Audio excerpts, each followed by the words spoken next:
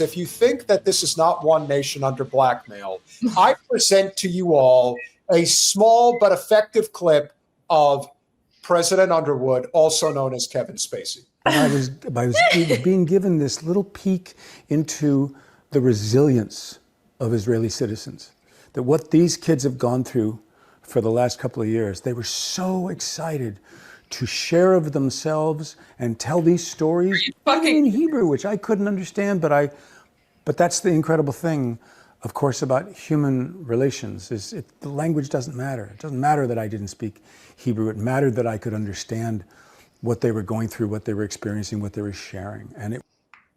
Oh my God. Does he think somehow that this is going to be the look that's going to save him and redeem him from exile? Like, is this really going to be what helps his image?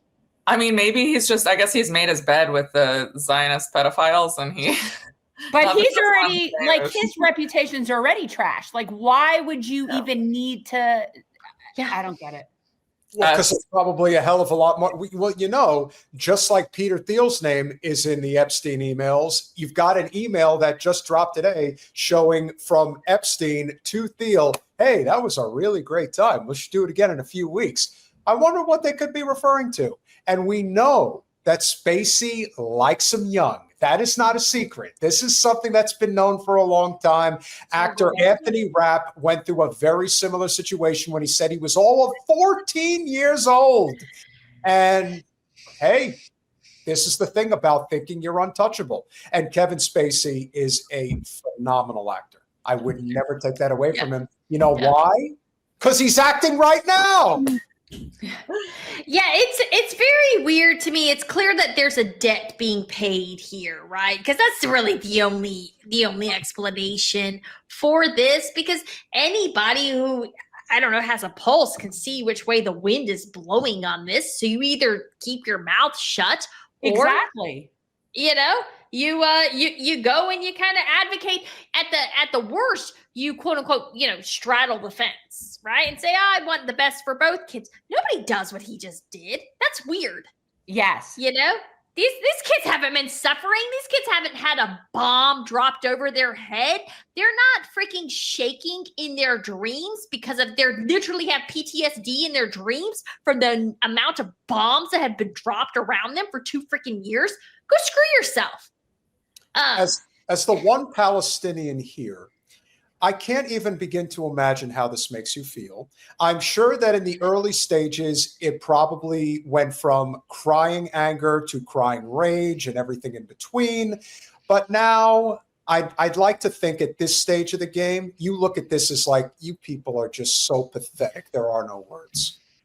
No, it's always grated at me. And it's been a lifelong thing. This didn't start for me on October 7th. This started like as long as I can remember. It's just the injustice and the complete lack of empathy for the Palestinians. And like, basically, we're just considered lesser beings, and we're told constantly that we're inherently violent, inherently stupid, inherently bad. And then if we say anything about Zionism or Israel, we're anti-Semitic, we're horrible people. There's just the double standard is, it's very hard to bear. As Mel can attest to, she constantly counsels me my many breakdowns on it. But it's not easy. For me, it hasn't gotten any. It doesn't get that much easier. No. It is what it is. God bless my sweet co-host, because she's tenderhearted. She just is. And I am not at all. It helps when you were an early Trump supporter, because you were called every name in the book, right? I literally called every single name in the book. There is nothing you could call me that I have not been called, except after October 7th, I was called Ava Braun a lot, which was weird. Okay. But, and it's funny because I was very anti-Trump at that point. And then he was the only quote unquote Republican that wasn't like licking the wall right after October 7th. So I kind of like circled back to him, but I've always been a critic of him since. Right. But so you have to get tough skin, but Janine is not. And so she is, she is vulnerable. She doesn't want to be thought of these things. She doesn't like that because, again, she knows in her heart that she's not like that. She's not anti-Semitic. That's ridiculous. It is absolutely ridiculous. It is like, I have met a shit ton of Jewish people who are way more anti-Semitic than Janine could ever even dream of being, right? And so I, of course, am protective of her, and I'm also like got freaking rhino skin. Nothing offends me. So, and I also want to point out, are you playing this more, or am I just stuck staring at? I'm gonna finish it out in a second. I just wanted to point out, Mel, that I followed Trump like I followed Bernie in 2015. Yeah. If you go back and you listen to those speeches that those two men gave in the summer of 2015, they're basically the same. Yep, they sure are. So when people say this, that, and the other thing, look, Trump was willing to fight in a way that Bernie was not. And that's how he became president. And it still kills me to this day. So when people say Trump has always been this way, I'm like, well, you probably weren't paying attention to when he said, NAFTA was a really terrible deal. It really killed the we're going to bring the jobs back to America.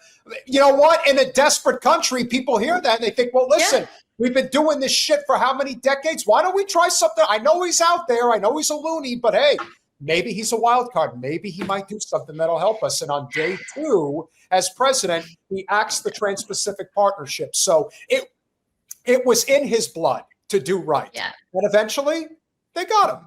And And like President Underwood here, they've had him forever, and that's why he's doing this. It is. For me, the only thing all he had to say was, Hillary, she'll have you in Syria by the end of January. And of course, we all knew that would have been 100%. And he said, no new wars. Sold. Where do I signed?